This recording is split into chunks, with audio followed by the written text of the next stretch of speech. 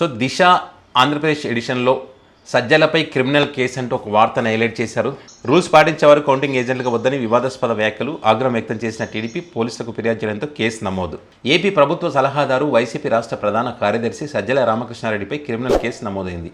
2 రోజుల క్రితం సజ్జల రామకృష్ణారెడ్డి వైసీపీ కేంద్ర కార్యాలయంలో వైసీపీ పోలింగ్ ఏజెంట్తో సమావేశమయ్యారు.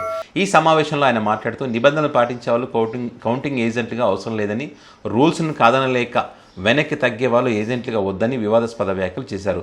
మనమేమో రూల్స్ను ఫాలో అయ్యేందుకు ఇక్కడికి వెళ్ళటం లేదని వైసీపీ పోలింగ్ ఏజెంట్లకు ఉపదేశించారు. కాగా ఆయన చేసిన వ్యాఖ్యలు వివాదాస్పదంగా మారాయి, సోషల్ మీడియాలో వైరల్గా కూడా అయ్యాయి. ఈ నేపథ్యంలో సజ్జల వ్యాఖ్యలపై టీడీపీ మాజీ మంత్రి దేవినేని ఉమా స్పందించారు. నియమ నిబంధనలు పాటించే వాళ్ళు ఎన్నికల కౌంటింగ్కు వెళ్లొద్దు.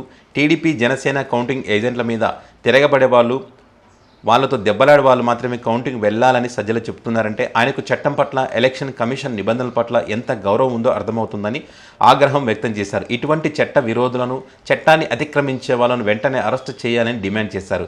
అలానే వైసీపీ పోలింగ్ ఏజెంట్లు రెచ్చగొట్టే విధంగా సజ్జల మాట్లాడారని ఆరోపిస్తూ టీడీపీ న్యాయవాది గుడిపాటి లక్ష్మీనారాయణ పార్టీ నేతలతో కలిసి గురువారం తాడేపల్లి సీఐకి ఫిర్యాదు చేశారు. కాగా గుడిపాటి లక్ష్మీనారాయణ టీడీపీ నేతల ఫిర్యాదు మేరకు సజ్జలపై ఐపీసీ సెక్షన్ 153, 505(2), ఐపీసీ 125, ఆర్పీఏ 1951 కింద క్రిమినల్ కేసులు నమోదు చేశారు. కౌంటింగ్ ఏజెంట్లు ఏ విధంగా ఉండాలనే దానికి సంబంధించి ఆయన ఒక మీటింగ్ ఏర్పాటు చేసుకున్న సందర్భంగా సజ్జల రామకృష్ణారెడ్డి గారు మరి దీనికి సంబంధించి వాళ్ళతో మాట్లాడినటువంటి వ్యాఖ్యలు అయితే అప్పుడు దాంట్లో వైరల్ అయిన పరిస్థితి మనం చూసాం. సో టీడీపీ నేతలు అయితే కేసులు పెట్టిన పరిస్థితి, ఆయన మీద సెక్షన్లకు సంబంధించి ఏ సెక్షన్ పెట్టారనేది కూడా మరి దీంట్లో దిశలో హైలైట్ చేసి వాళ్ళు రాయడం జరిగింది.